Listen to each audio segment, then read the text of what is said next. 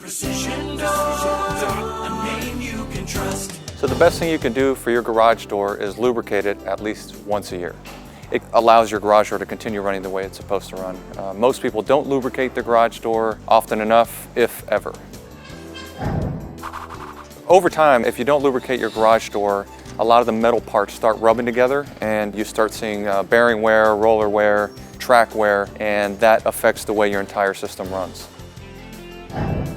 Lubricating the door is extremely easy. We recommend a white lithium spray or a silicone spray for your garage door.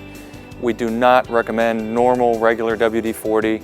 It's a degreaser. People tend to lubricate with that and eventually the door just gets squeakier and squeakier. So use a white lithium or a silicone spray.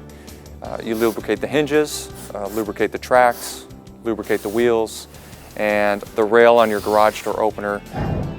There are different kind of rails on your garage door opener. There are screw drives, there are belt drives, and chain drives.